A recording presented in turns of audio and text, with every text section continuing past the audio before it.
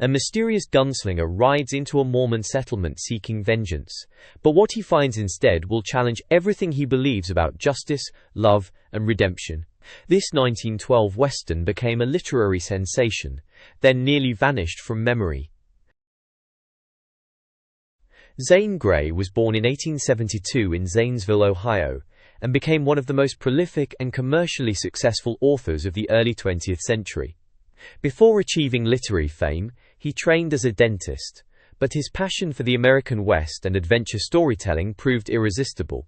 Grey spent years traveling the frontier hunting, fishing, and studying the landscape and people that would populate his novels. Riders of the Purple Sage, published in 1912, became his masterpiece and one of the best-selling westerns of its era, outselling even contemporary literary giants.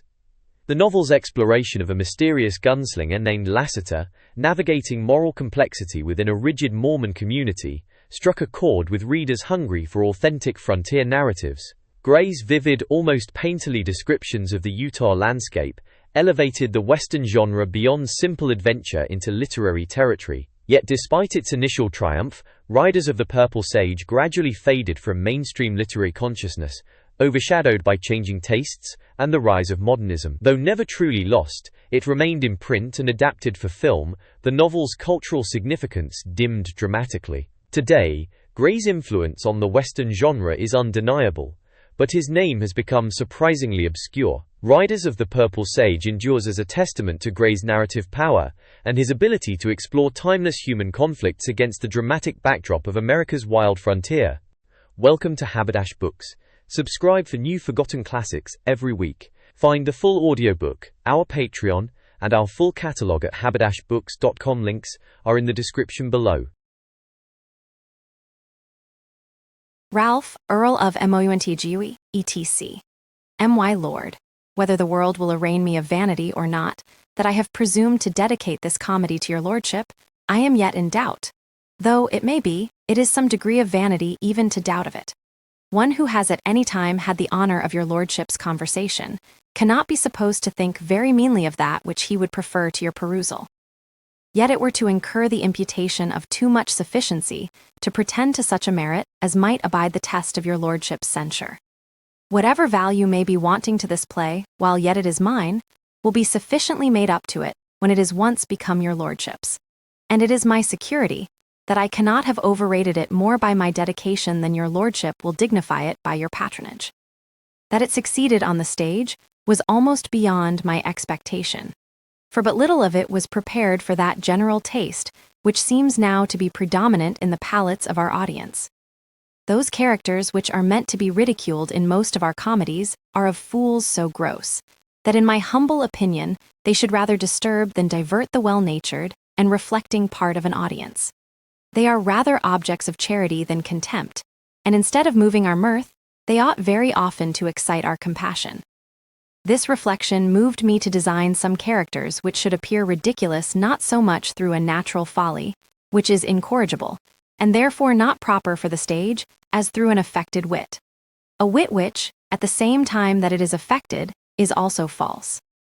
As there is some difficulty in the formation of a character of this nature, so there is some hazard which attends the progress of its success upon the stage.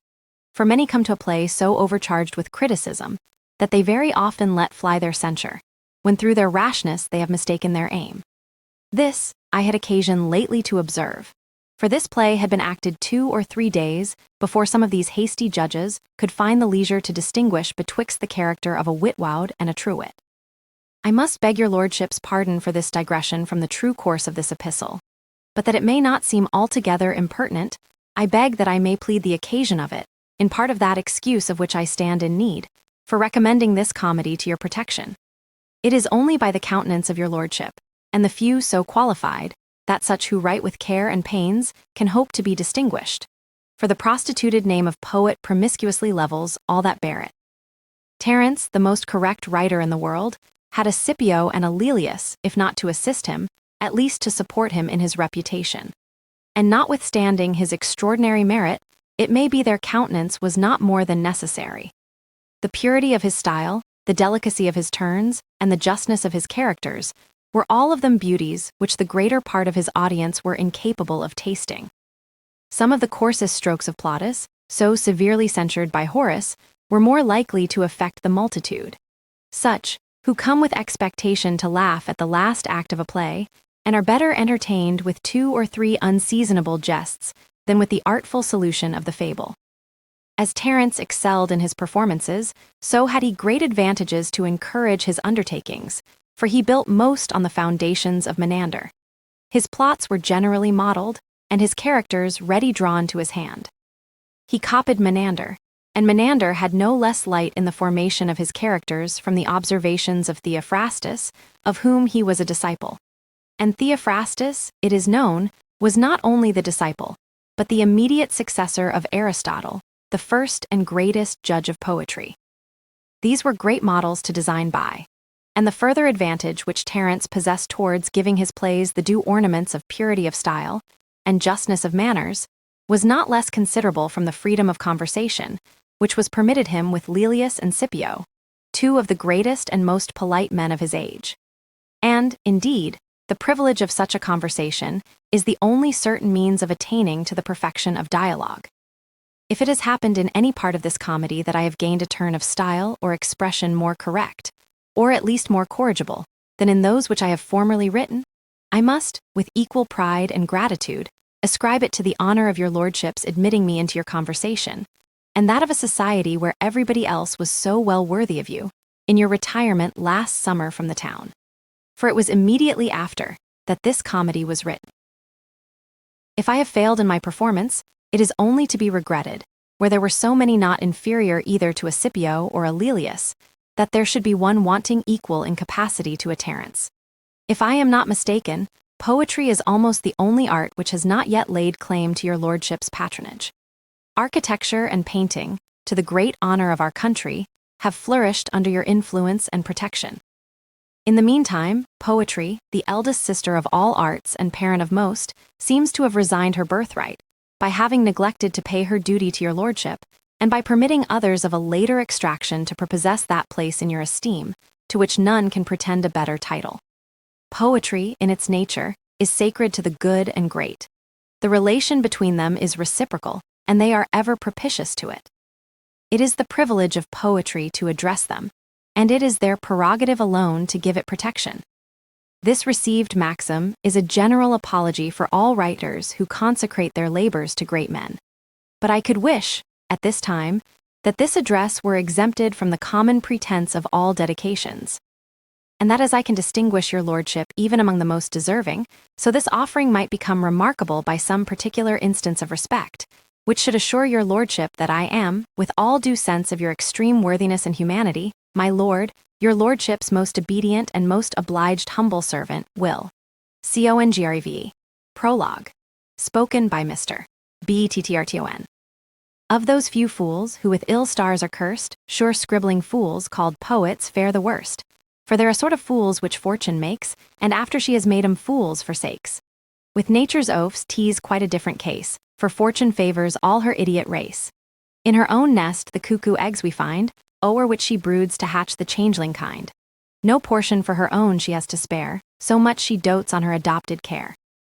Poets are bubbles by the town drawn in, suffered at first some trifling stakes to win. But what unequal hazards do they run?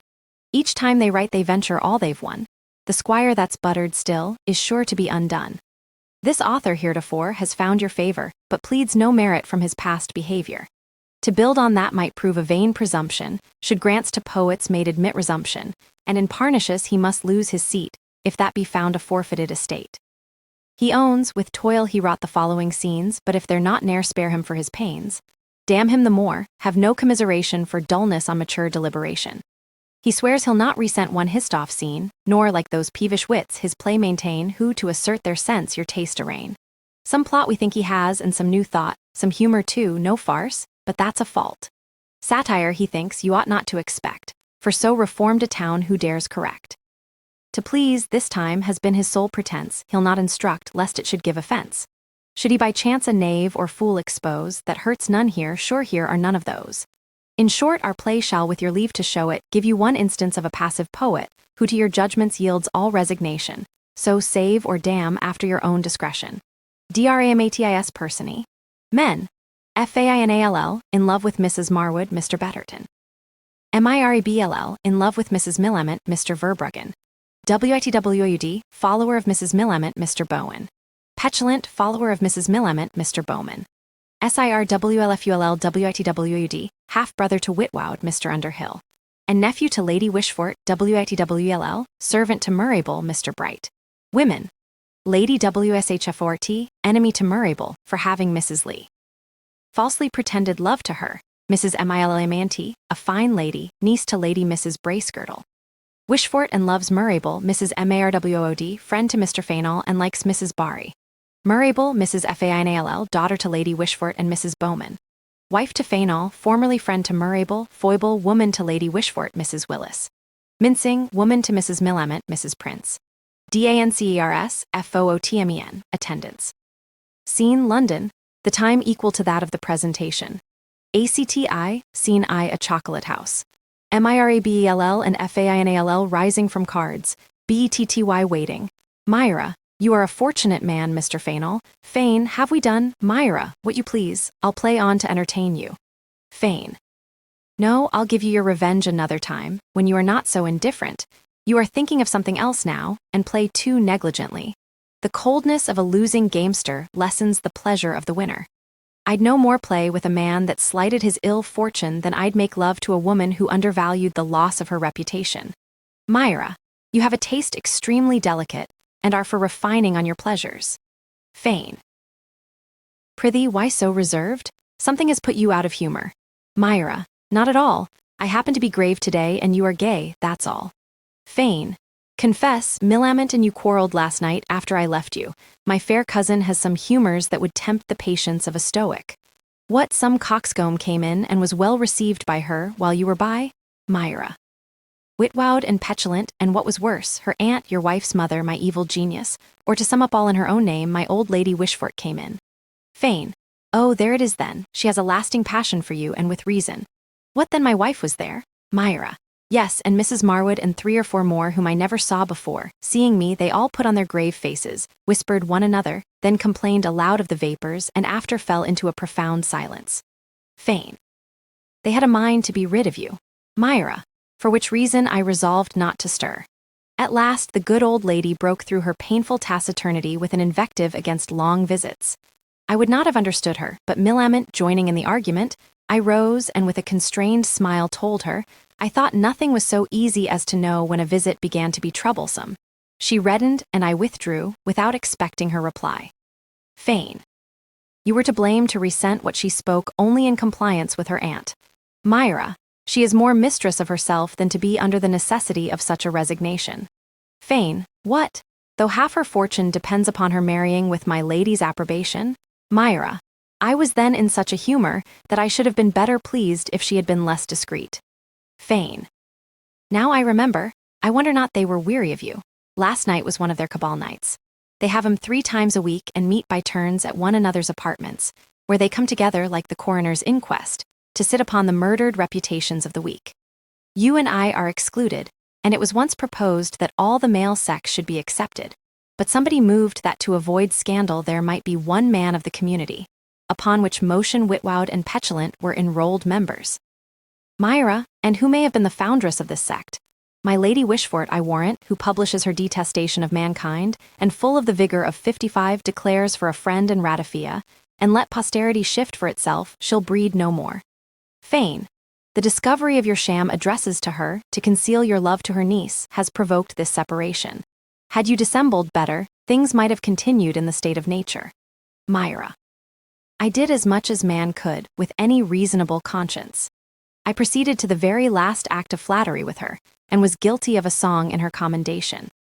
Nay, I got a friend to put her into a lampoon, and compliment her with the imputation of an affair with a young fellow, which I carried so far, that I told her the malicious town took notice that she was grown fat of a sudden, and when she lay in of a dropsy, persuaded her she was reported to be in labor. The devil's in't, if an old woman is to be flattered further, unless a man should endeavor downright personally to debauch her, and that my virtue forbade me. But for the discovery of this amour, I am indebted to your friend, or your...